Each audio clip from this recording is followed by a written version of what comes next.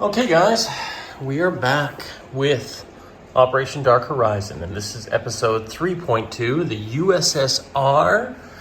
and the C.P.P. in all its glory. We're way down there. So, let's just do a little overview, shall we? Right now, we are currently sitting at $8 income, the U.S.S.R. is, and C.P.P. is at 2. No technology, of course, because we don't have any technology. Or not allowed to do any technology yet. So consequently, right now, we are facing the fact that Spain, of all things, is gone mostly nationalist. You can see all those Spanish nationalist flags. And we got one Republican territory. So we're kind of in a lost cause right now. We have the Isaac Pearl, the last submarine, part of the nationalist or the Republican fleet. So consequently right now, it's not looking good. Not looking good at all. However, though, we are giving a bit of grief over down here in Abyssinia. The Italians, well, they're in a bit of trouble. They got their influence role, or their recruitment role rather, 2 extra militia. You can see that anti-aircraft gun down there and an extra mountain supplied by the Russians. So we might just do that this turn, and you know what? We might just give them another anti-aircraft gun, just for fun, just to throw in a towel into the Italians' campaign. Since the Germans are doing so well in Spain, maybe we can have a bit of fun and foul their plans in Abyssinia. So what we're going to do this turn is we're going to upgrade 2 militia to infantry with our remaining $4, because the other $4 is going to anti-aircraft to Abyssinia, and that's our spend. Real simple, real easy. So let's dive right in here. Let's do the C.P.P. first, just because we can. We're going to build, once again, another militia. No surprise there. Just for fun. We're not going to get too carried away. You can see that the Chinese, the KMT Chinese, rather, have backed off from the coast. They're kind of just going to give up those lands and hide in the mountains, just like the C.P.P. are, and see what happens with all these lovely warlords. But for now, we are going to try to influence this warlord in particular. And we're going to roll a die, and hopefully we get a 1 or less. We got a 6, no go. And while we're here, we might as well roll our recruitment roll, 1 or less. And we got an 8. No such dice. Pardon the pun. Anyways, so consequently right now, we're going to do 1 extra militia in the C.P.P. territory. And we'll do that right now. Get that all tied away for the C.P.P. And currently right now, for anybody who's updating their board, we have a total of 5 militia, 1 cavalry, and 2 mountain. We're going to head on over now for the Russian turn.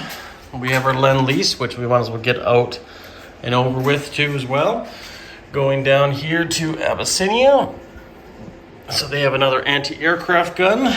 And we're going to upgrade our 2, actually, I guess we should do some non-combat movements here.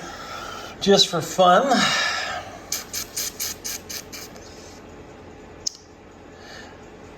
Now I just realized, I wonder if I can upgrade my militia in this area, because there's no rail network here to upgrade it, so there's no supply path. So I may not be able to do that this turn, but I might be able to do it next turn. So I think I might hold off the $2 there and just save the $2, which may not be a bad idea, because we can't do that. But we can upgrade the one in Leningrad, and that's what we're going to do. But just to make sure everything's all ship-shape and hunky-dories, we have a cavalry in Northern Caucasia, or someone said that we couldn't go that far, but we're going to make sure now that we have 2 infantry and 2 cavalry here in Northern Caucasia. We have 1 infantry in the Donets Basin. He's going to move down to Northern Caucasia as well, or Northern Caucasia, and then we have the other 4 units in Transcaucasia. And then we're going to move this particular motorized unit from here in this territory, and we're going to go 1, 2 into Northern Russia. And then we're going to move this infantry from Northern Russia into Leningrad itself. And sadly, we don't have much else on the go, so I think that's probably going to be it right now. Actually, no, sorry, we're going to use one rail movement and rail this particular motorized unit all the way from here to Kiev, down there in the south.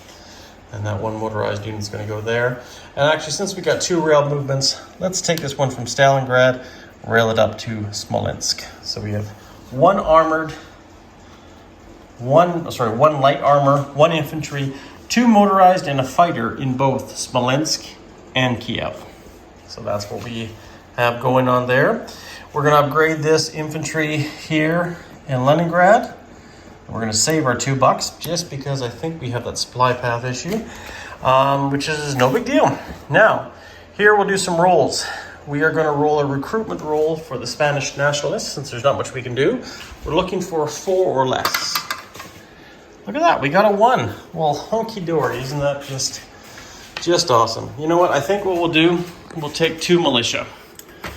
A little bit late, but you know what? Better late than never. Maybe we can take a few nationalists off, or possibly even foul their experience to taking their Eastern Andalusia. Okay, so that's done now, guys. We have completed that. Now we can roll our recruitment roll for Mongolia, and we're looking for a 4 or less. We got 10. Yay! Not very good at some of this, and we're going to roll to see if we can get a little bit more income. Oh, look at that, another 4. Well, maybe that's average or better average because we got a 4 last turn.